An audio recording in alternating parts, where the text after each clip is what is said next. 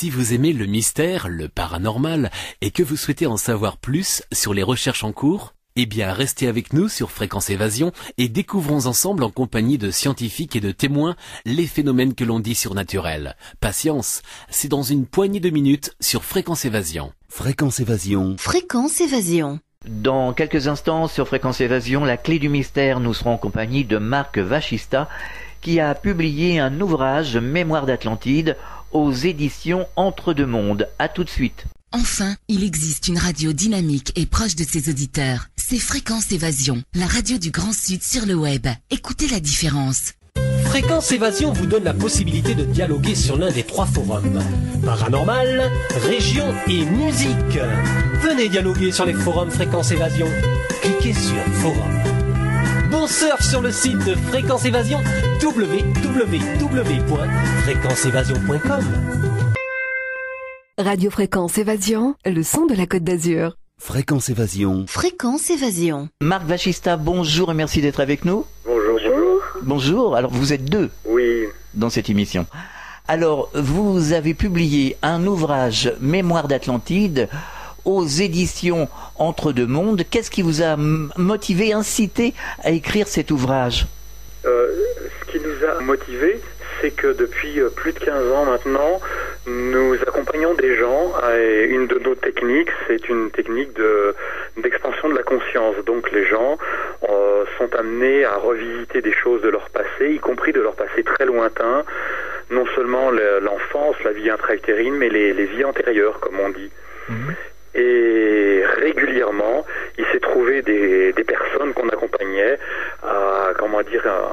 il s'est trouvé que ces gens-là donc ont été projetés dans une vie d'Atlantide, tout simplement, et ils ont revécu des scènes de l'Atlantide.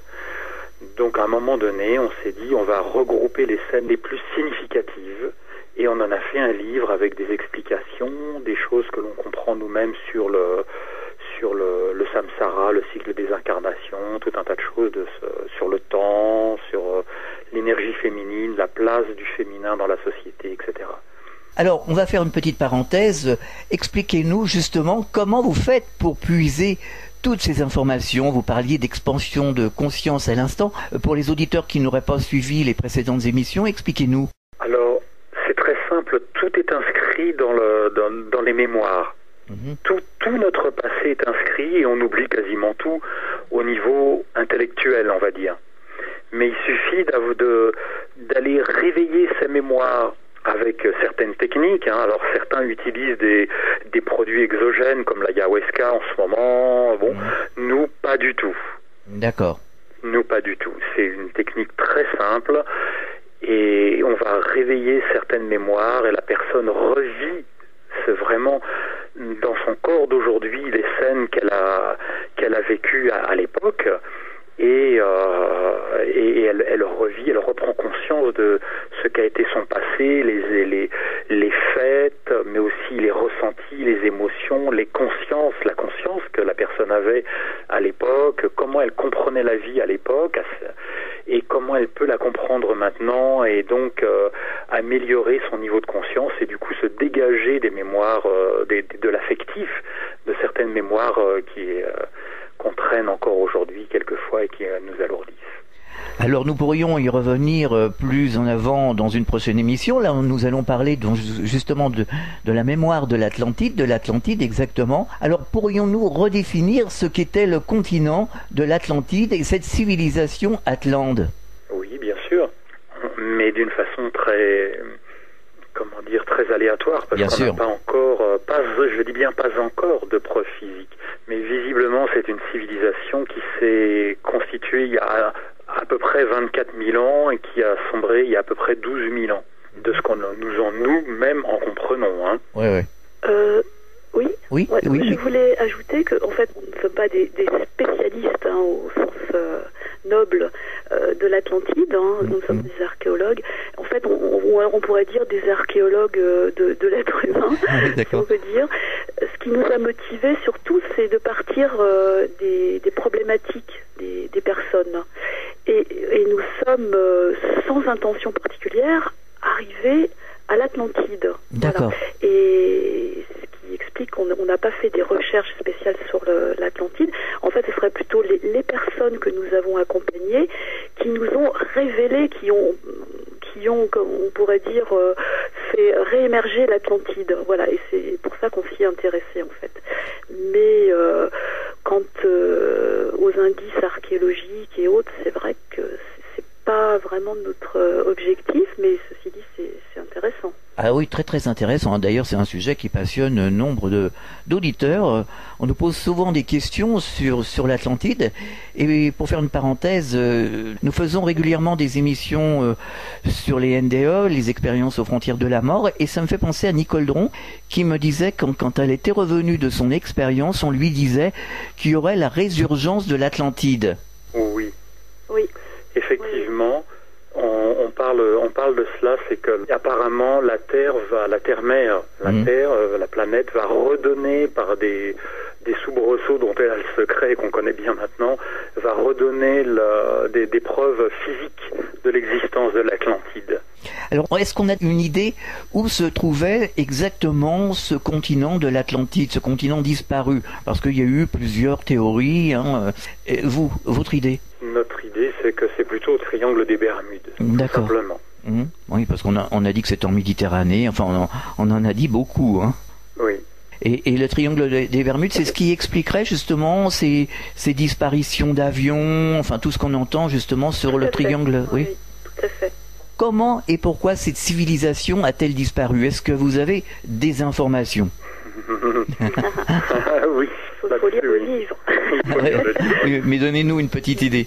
En fait, ce que nous pouvons dire là, c'est que le peuple atlante a beaucoup, de plus en plus perdu le contact avec ce qu'on appelle le grand tout, avec la conscience d'appartenir à un grand organisme vivant. Et ils ont perverti leur conscience, ils ont perverti leurs actes, ils ont de plus en plus, au fil des siècles, perverti leur propre civilisation, jusqu'à en faire une civilisation qui était en disharmonie totale et en fait qui a explosé avec des expériences, on peut dire, malheureuses. Des expériences d'ailleurs dont on parle par récit donc interposé. On pointe des personnes que nous avons accompagnées ont pointé certains aspects de ces expériences et l'ont pointé de façon très descriptive, on va dire, très claire. On peut dire aussi que l'énergie féminine était peu présente, on va dire. En fait, c'est un petit peu un parallèle avec aussi ce qui se passe aujourd'hui, où on voit bien qu'il y a un engouement pour la technologie, mais un engouement qui va jusqu'à quelquefois à l'extrême. Et c'est un petit peu aussi ce qui s'est passé. Les Atlantes font partie de quelque chose d'inné, de naturel, enfin d'un esprit qui avait des tas de possibilités, des tas de pouvoir dans le sens de puissance, mais de puissance bénéfique pour l'humanité, et que cette puissance aurait été utilisée de façon égotique et de profit. Voilà, c'est un petit peu ce qui rejoindrait aujourd'hui cette même quête, quoi. Voilà, c'est ça qui nous a semblé assez significatif par rapport à la société d'aujourd'hui. Oui, aujourd'hui, on dit qu'il y a une science sans conscience. Absolument. Oui, ça illustre très bien, voilà, ce qui s'est passé. On marque une pause, on revient dans quelques instants. De Menton à Toulouse, Radio Fréquence Évasion, le soleil du Grand Sud. Réactualisez régulièrement toutes vos applications iPhone et Android sur les sites de Fréquence Évasion Radio et Monte Carlo Azur, fréquenceévasion.com, fréquenceévasion2.com et montecarloazur.com. Partout dans le Grand Sud, Fréquence Évasion. Nous sommes de retour sur Fréquence Évasion. Nous parlons de l'Atlantide grâce à l'ouvrage qui a été publié par Marc Vachista, Mémoire d'Atlantide aux éditions Entre deux mondes. À votre avis, ils en étaient arrivés où au point de vue technologie? Apparemment, il y avait une très grande technologie, une science très très poussée, notamment par rapport au cristal et toutes les possibilités que le cristal offrait à l'époque et qui aujourd'hui, qu'il n'offre plus aujourd'hui parce qu'il ne peut plus, parce que l'humanité est tombée trop bas, on va dire. Mais il y avait une très grande technologie à l'époque. C'était vraiment un partenariat, on va dire une collaboration avec l'esprit et du cristal qui était vivant, apparemment, puisque c'est ce que ressortent tous les témoignages que nous avons recoupés. Le cristal était vivant, ce qui peut expliquer l'engouement encore depuis très très longtemps de, par exemple, les guérisseurs, les voyants, tous les gens visionnaires, de cette reliance avec le cristal. Elle serait vraiment très très ancienne de l'époque de l'Atlantide. Bah, ils n'étaient pas comme nous, ils n'avaient pas le nucléaire et tout. C'était une technologie différente, on va dire. Tout à fait, oui. Effectivement, le cristal avait, à l'époque, visiblement, la même place que le nucléaire aujourd'hui. Comment on peut expliquer ça? Je sais pas. Je sais pas, je dirais que en fait, il y aurait une énergie originelle qui serait d'une grande puissance, et puis qui serait d'une certaine façon mise à la disposition des humains pour notre évolution. Mais comme on est là avec le libre arbitre sur cette planète, et ben on a le choix. C'est-à-dire où on l'utilise, comme l'a démontré Einstein, ça pouvait vraiment être quelque chose de bénéfique pour l'humanité. Ou alors, on a la possibilité aussi d'en faire quelque chose qui dessert cette humanité. Voilà. Après, l'origine vraiment de cette énergie, il y a plusieurs possibilités, mais peut-être simplement une énergie divine, dont on parle beaucoup et qui serait peut-être beaucoup plus indescriptible qu'on l'imagine, quoi. Peut-être l'amour, on ne sait pas. Ah oui, ça c'est universel par contre. Oui. Et on en manque beaucoup sur cette planète. Absolument. C'est même pas qu'on en manque, c'est que cette énergie universelle, elle est là, cette énergie d'amour, elle est là partout, mais on a perdu le contact, on n'en manque pas, mais on ne sait même plus la voir. C'est ça, oui, tout à fait. On ne sait plus l'exploiter, on ne sait plus... On est amour, nous. Mais oui. Nous-mêmes. Donc il faudrait peut-être qu'on se retrouve.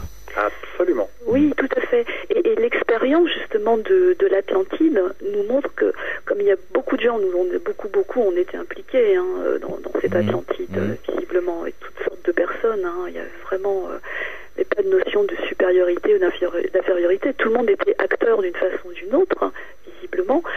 On a ressenti que cette expérience a créé justement une faille dans l'amour chez beaucoup de gens. Voilà. Et ça pourrait en partie expliquer pourquoi beaucoup de gens aujourd'hui ont du mal à s'aimer, ont du mal à rencontrer l'autre. Enfin, il y aurait toute ce paramètre qui fait que, voilà, il y a une guérison là profonde à faire par rapport à l'amour pour pouvoir à nouveau s'aimer et s'autoriser à aimer l'autre. Parce qu'il y a eu quand même des choses de fait dans l'humanité, des blessures liées à l'Atlantide. Comme elles ne sont pas encore identifiées, elles continuent, elles perpétuent ce manque d'amour, je dirais. Oui, et ce que souligne Arundhati là, c'est l'interpénétration complète entre les mémoires individuelles et la mémoire collective. Et ce qui est intéressant, c'est que guérir une mémoire individuelle, plus une mémoire individuelle, plus une mémoire individuelle, fait qu'au bout du compte, on va pouvoir guérir la mémoire collective de l'humanité liée au traumatisme de l'Atlantide. Voilà ce que voulait souligner Arundhati, je pense aussi. Alors on dit que beaucoup d'Atlantes seraient réincarnés de nos jours sur Terre, depuis déjà de nombreuses décennies.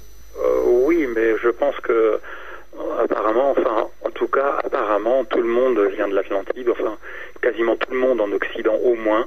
Nous sommes tous des Atlantes réincarnés, beaucoup en tout cas, et puis sur Terre sans doute aussi, de toute façon, puisque à la fin de l'Atlantide, les Atlantes eux-mêmes se sont dispersés dans plusieurs endroits de la Terre pour redémarrer des civilisations ou essayer de redémarrer la leur sur un pied différent et de façon un peu plus claire. Oui, mais alors si nous sommes tous des Atlantes, si nous avons tous vécu à l'époque de l'Atlantide, nous sommes réincarnés, nous sommes de retour et prêts à recommencer les mêmes erreurs, visiblement. Et oui. C'est justement ce que nous sommes en train de faire, malheureusement. Cette fois-ci, non plus avec le cristal, mais avec l'énergie atomique, mais aussi en détruisant la Terre à droite, à gauche, comme on sait si bien le faire. Mais peut-être aussi maintenant une conscience nouvelle est en train de venir pour justement effacer ce traumatisme et permettre à l'humanité de ne pas répéter ce même traumatisme et cette même chute, mais cette énergie nouvelle est en train de nous permettre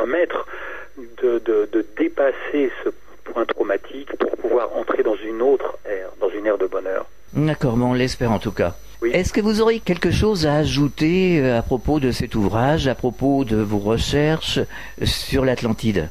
Oui, à propos de l'ouvrage.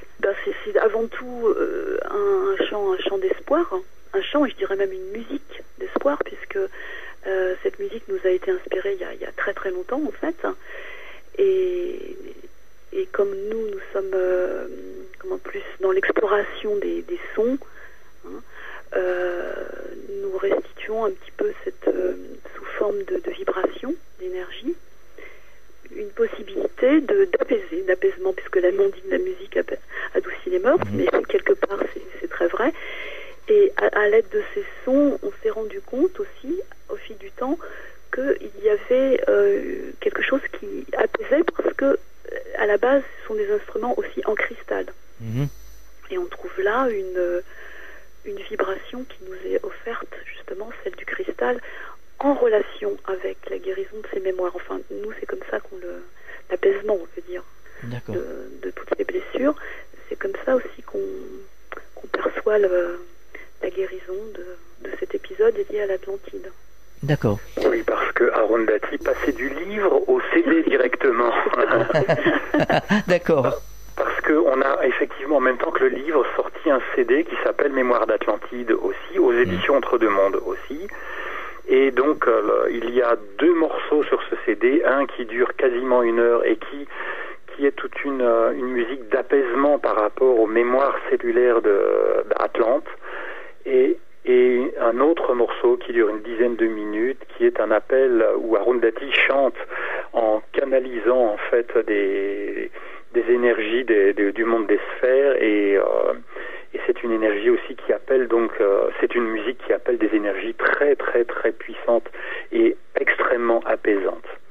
Comment faire pour s'en servir d'une manière optimale, si je puis dire?